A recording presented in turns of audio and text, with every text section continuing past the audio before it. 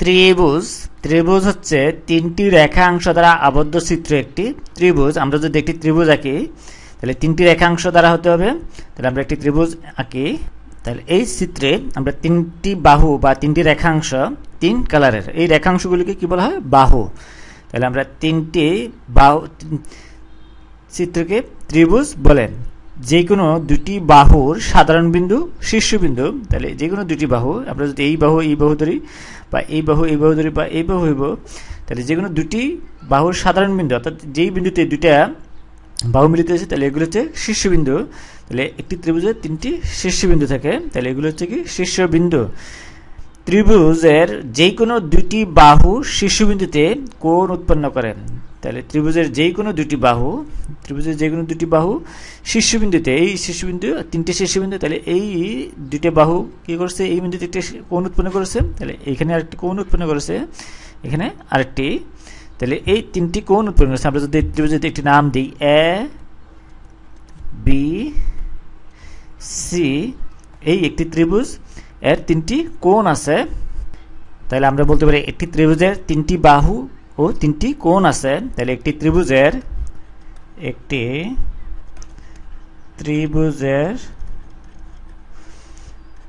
তিনটি বাহু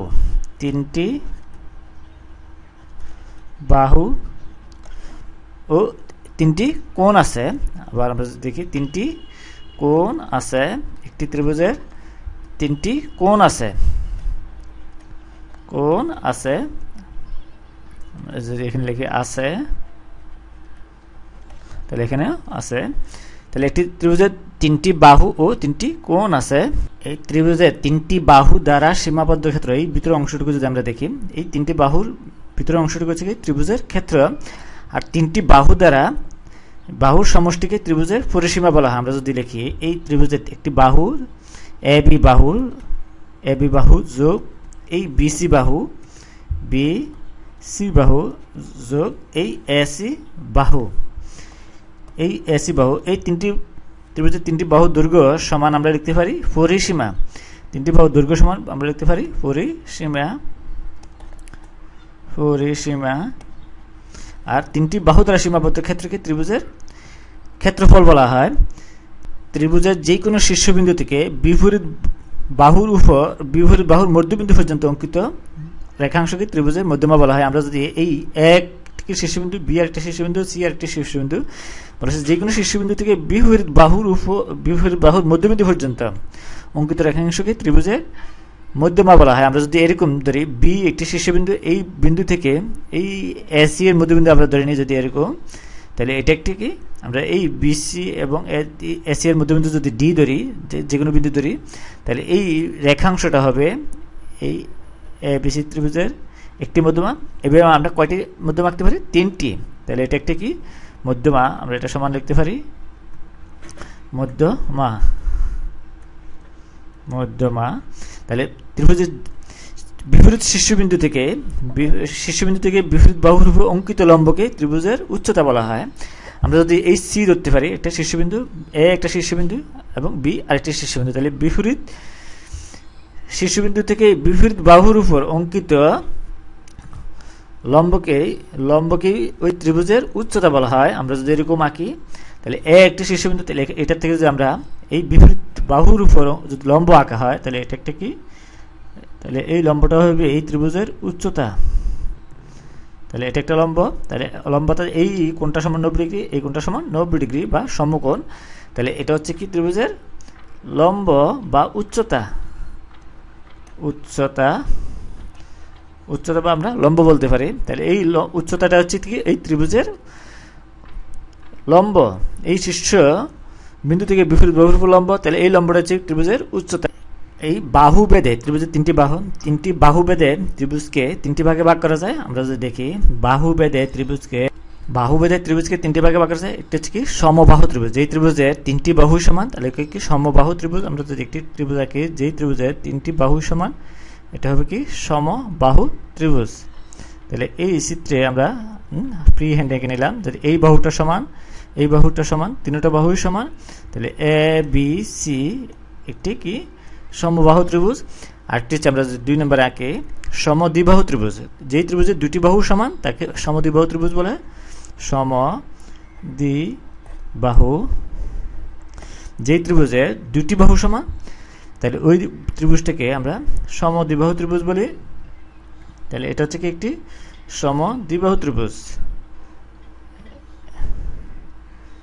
তাহলে এই ত্রিভুজটার দুটি বাহু সমান, এই বাহুটা সমান এই বাহু, তাহলে এটাকে একটি সমদ্বিবাহু ত্রিভুজ এ বি সি, আমরা এটাকে নাম দিতে পারি এ বি সি এরকম। আরেকটি হচ্ছে বিষমবাহু ত্রিভুজ। আমরা তিন বিষমবাহু ত্রিভুজ, যেই ত্রিভুজের কোনো বাহু সমান নাই তাহলে ওইটা হচ্ছে কি বিষমবাহু ত্রিভুজ। আমরা এরকম আর কি কোনো বাহুর সাথে কোনো বাহু মিলবে না, তাহলে ওইটা হচ্ছে কি বিষমবাহু ত্রিভুজ। তাহলে এই চিত্রে হচ্ছে কি এ বি সি একটি কি বিষমবাহু ত্রিভুজ। এরপর আমরা ত্রিভুজকে কোণ বেঁধে তিনটি ভাগে ভাগ করা যায়। আমরা যদি ভাগ করি তাহলে আসে এই কোণ বেঁধে ত্রিভুজকে তিনটি ভাগে ভাগ করা যায়। কোণ বেঁধে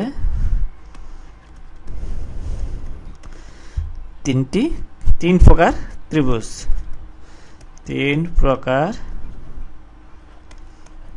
ত্রিভুজ। প্রথমটি হচ্ছে কি সূক্ষ্মকোণী ত্রিভুজ। যেই ত্রিভুজের তিনটি কোণে সূক্ষ্মকোণ, আমরা সূক্ষ্মকোণ জানি কি, যেই কোণে এই কোণের পরিমাণ 90 ডিগ্রি থেকে ছোট, এই যেই কোণ 90 ডিগ্রি থেকে ছোট তাহলে ওই কোণটা অর্থাৎ সমকোণ থেকে ছোট, তাহলে ওইটাকে সূক্ষ্মকোণী ত্রিভুজ। যেই ত্রিভুজের তিনটি কোণে সূক্ষ্মকোণ অর্থাৎ 90 ডিগ্রি থেকে ছোট তাহলে ওই কোণটাকে কি সূক্ষ্মকোণী ত্রিভুজ বলা হয়। তাহলে আমরা লিখি যদি এক কোণ, প্রথমে হচ্ছে কি এক নম্বর হচ্ছে সূক্ষ্মকোণী